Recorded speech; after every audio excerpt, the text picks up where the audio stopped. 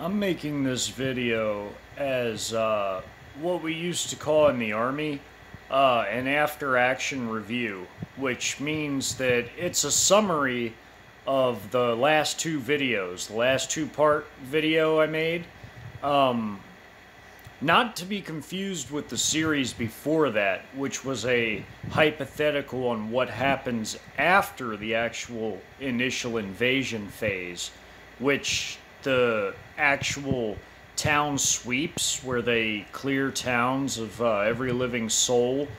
Um, those sorts of things will be after the Trojan horses and the landing forces and the forces that roll in from the north and the south, from Canada and Mexico. That'll be once that invasion phase is concluded and the occupation sets in. Um, Basically, the reason why we lost is because you have to take into account that a lot of our active duty forces are deployed forward overseas, forward deployed. The ones we have here at home, when the Trojan invasion begins, it'll be happening ubiquitously. I mean, everywhere all at once. It'll be happening nationwide. And what would happen in a situation like that is because of the nature of our bases at home, they're very, very easy to subdue by any kind of invasion force. Um, they're not like these monolithic, fortifications like back in the day. No, these are just places that have like a general, just a fence around them and like some gates, for the roads leading into and out of them.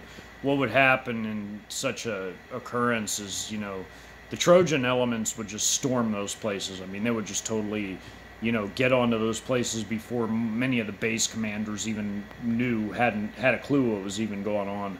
And, they wouldn't even get a chance to, mobilize and muster their forces into a formation, much less get down to the arms room, send their supply clerks across the base to the, the armaments depots and whatnot on every base that has those. You get the idea. I mean, somebody made a comment. It was a good comment because I wanted to respond to it. It had to do with the aviation assets, like the Air Forces. Well, to be honest, most of them wouldn't even get off the ground. I mean, because of what I just said just now. Those bases, they'd be stormed. They wouldn't even have a chance to make it off the ground.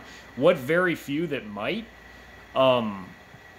they'd be pretty much swatted down before they even got to cruising altitude. And then besides, you'd have chicom and Russian air assets flying in from the north, the south, from the Bahamas, maybe even off the coast if they did decide to use a carrier or two here or there. But I mean, mostly, interceptions are going to be going on even if they made it. I mean, this is serious. The home front is not going to be easy to defend because a lot of our forces are not going to be ready for the ferocity of what's even coming. They're not going to be able to logistically handle it. The communications will be gone. All the chaos that'll ensue from that. I mean, there's just going to be no organization, no way to stay organized in all this. So that's basically my summary of the last two videos I made, the after action